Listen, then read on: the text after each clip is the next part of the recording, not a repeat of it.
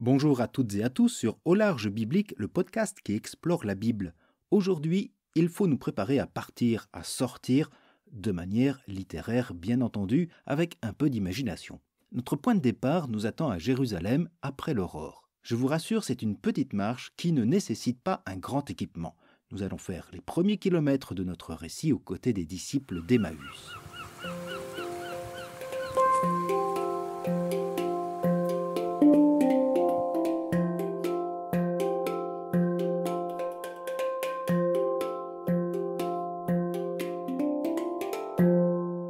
Nous allons faire connaissance avec le récit. Beaucoup d'entre vous le connaissent ou en ont souvenir. Mais j'invite ces derniers à faire comme s'ils ne connaissaient pas la fin ni la suite. Je le répète, nous allons cheminer au rythme des mots. Alors, ne pressons pas le pas. Les premiers versets que nous allons entendre dessinent le cadre temporel et géographique. Ils plantent le décor et les personnages. Alors, écoutons ces versets 13 à 15 du chapitre 24 de l'Évangile selon saint Luc. Je précise qu'il s'agit ici d'une traduction un peu personnelle. En ce même jour, voici que 2 des disciples s'en allèrent vers un village distant de 60 stades de Jérusalem, 2 heures de marche, du nom d'Emmaüs. Et ceux-ci échangeaient l'un l'autre à propos de tout ce qui était arrivé, et tandis qu'ils échangeaient et débattaient, Jésus lui-même s'approcha et fit route avec eux. Dans ces premiers versets, Luc nous rappelle que nous sommes bien à la suite de la découverte du tombeau vide et de la manifestation angélique aux femmes, mais aussi de ce qu'elles ont rapporté aux apôtres incrédules et la course de Pierre pour vérifier leurs dires. On peut ici d'ailleurs rappeler ces versets précédents. Luc écrivait « Revenus du tombeau, les femmes rapportèrent cela aux 11 et à tous les autres. Mais ces propos leur semblèrent délirants et ils ne les croyaient pas. Alors Pierre se leva et courut au tombeau. Mais en se penchant, il vit les linges et eux seuls. Il s'en retourna chez lui, tout étonné de ce qui était arrivé. » Nos premiers versets se situent donc sitôt la perplexité méfiante des disciples et de Pierre après la découverte du tombeau vide. Ce tombeau vide et la véracité de la parole des femmes restent en suspens. Et pourtant, au lieu de relater d'autres manifestations de Jésus, Luc a pris soin de raconter un long récit hors de Jérusalem, là où des choses importantes pourtant se passent. Certes, ce récit du chapitre 24 pourrait s'appuyer sur des traditions et des témoignages, mais il s'agit bien d'une composition littéraire. Luc est un écrivain et non pas un reporter. Et en cette antiquité, il ne peut y avoir d'histoire sans talent littéraire. Sinon, on fait comme le rapporte la finale tardive de Marc. Après cela, Jésus se manifesta sous un autre aspect à 2 d'entre eux qui étaient en chemin pour aller à la campagne. Ceux-ci revinrent l'annoncer aux autres qui ne les crurent pas non plus. Y aurait-il besoin d'en dire plus ? Ici, chez Marc, en quelques mots, tout est dit. Mais la manière de raconter importe plus que les faits supposés. Le récit donne sens à un événement, il le met en valeur, il raconte la vérité non pas dans la précision des faits, mais dans sa dimension herméneutique et ici théologique.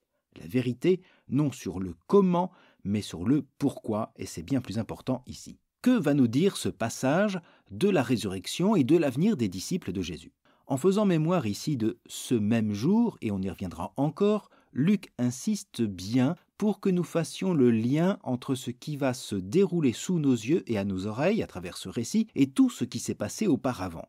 Le récit va servir à interpréter ce tombeau désormais vide et ouvert.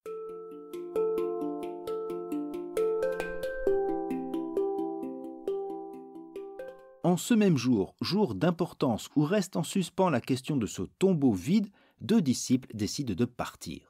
Quand Luc parle de 2 disciples, il précise 2 d'entre eux, c'est-à-dire de ceux qui ont entendu cette nouvelle.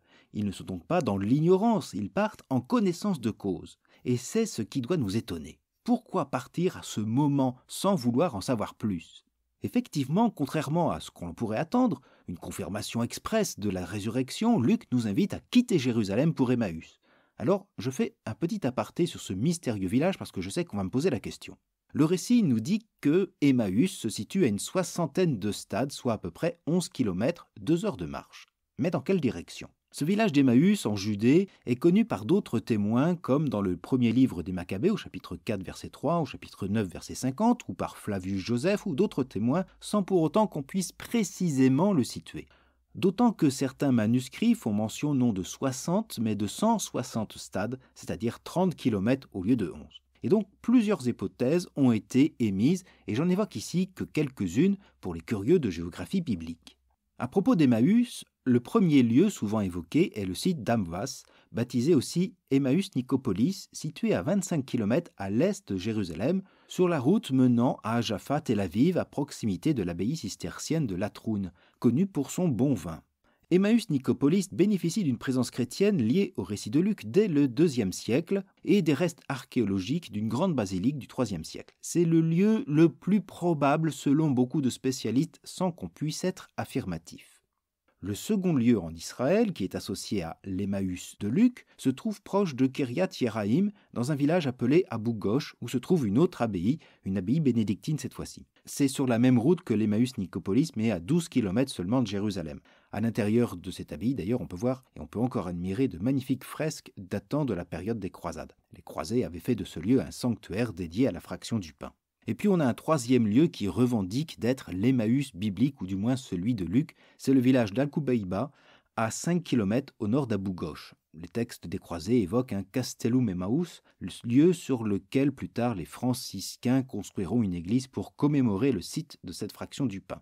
Sur le site, on a retrouvé aussi des éléments de la période hellénistique et romaine. 3 lieux qui ont en commun d'être sur cette antique route allant de Jérusalem à Jaffa ou Jopé. Que le site soit connu au temps de Luc ou de ses traditions, cela n'a donc rien d'étonnant, mais ce n'est pas non plus une ville fameuse ou populeuse. Pour nous, Emmaüs n'évoque pas grand-chose, sinon pour les plus férus de Bible, le site évoque la bataille maccabéenne, symbole de la résistance juive. Faut-il y voir un lien? Personnellement, je n'irai pas jusque-là. Et si je dois aller à Emmaüs, comme nos disciples, ce sera surtout pour m'éloigner de Jérusalem. Emmaüs est une destination qui n'est pas celle attendue, et de l'inattendu, nous allons en recevoir plus qu'il n'en faut.